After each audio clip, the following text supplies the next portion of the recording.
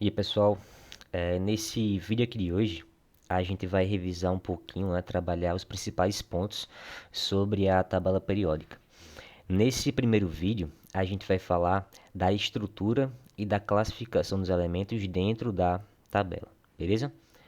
Então aqui eu coloquei a tabelinha para vocês em branco para a gente poder ir separando de cada vez, né? E pouco a pouco classificando os elementos de dentro da tabela, tá? Primeiro ponto, a gente tem que lembrar aí que a tabela hoje ela é formada num total de 118 elementos. E todos eles vão se encontrar organizados em ordem crescente do seu número atômico. Lembrar que o número atômico vai representar quantos prótons o átomo vai ter no seu núcleo, tá? Nessa tabela aqui, a gente tem o seguinte: você vai ter o símbolo que representa o elemento, vai ter esse 1 aqui, né? Nesse caso, para o hidrogênio, representa o seu número atômico e o valor de baixo representa a sua massa atômica. Então, se você olhar todos os elementos, eles vão se encontrar organizados em ordem crescente de número atômico. 1, 2, 3, 4, 5, 6, 7, 8, 9, 10, até fechar 118, beleza? Além disso, você também vai ter que lembrar que a tabela apresenta uma configuração, uma estrutura. Ela é formada por linhas e colunas. Se a gente for contar aqui, ó, vou até marcar para a gente ver, a tabela apresenta no total 7 linhas. Da linha 1, né? A linha 2, 3, 4, 5, 6 e 7. Cada linha dessa nós vamos chamar de períodos, certo? Então a tabela apresenta 7 linhas, 7 períodos. Além de ser formada por linhas, a tabela também vai apresentar colunas.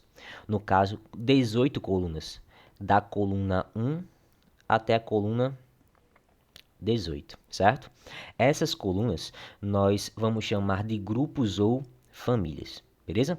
Primeiro ponto, a gente vai ter que lembrar o que representam esses períodos em relação à estrutura do átomo. Lembrar que cada período ele vai indicar o número de camadas eletrônicas que o átomo vai apresentar. Ou seja, se eu tenho um elemento presente no primeiro período, eu posso afirmar que esse elemento vai apresentar apenas uma camada, um nível eletrônico. Segundo período, duas camadas, dois níveis. Terceiro período, três camadas, três níveis e por aí vai. Então lembrar que o período vai indicar quantas camadas, quantos níveis o átomo vai apresentar na sua estrutura.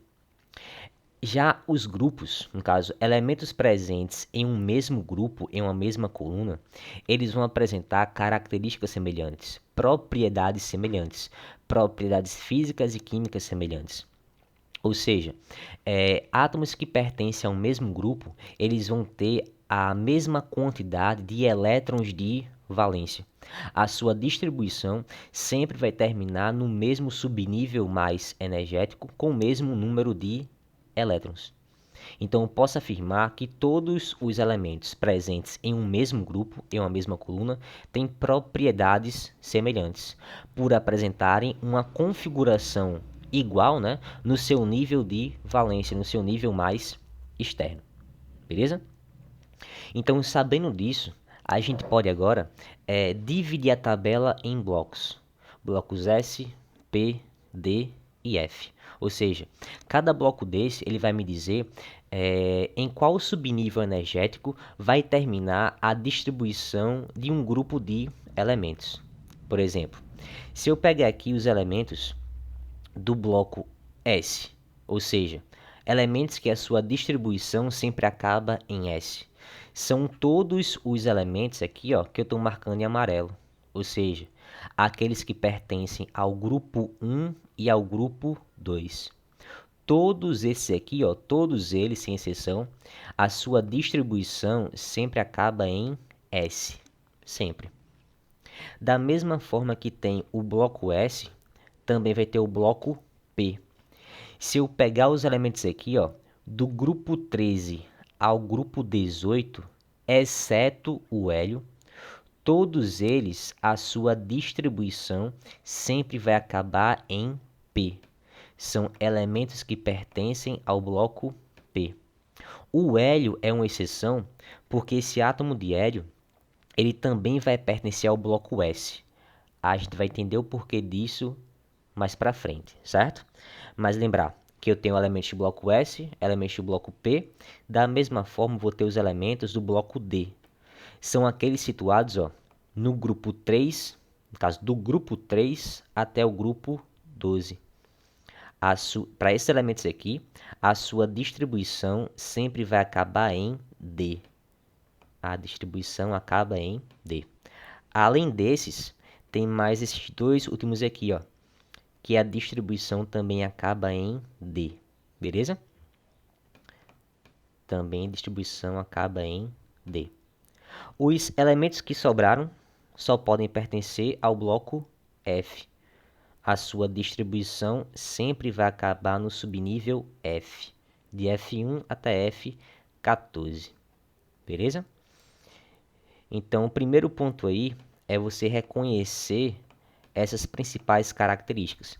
Lembrar o que são os períodos, o que são os grupos e também saber que a tabela é dividida em blocos S, P, D e F. No próximo vídeo, a gente vai aprender a identificar a localização de cada elemento dentro da tabela periódica. E também saber diferenciar a primeira classificação, se o elemento vai ser de representativo ou um elemento de transição.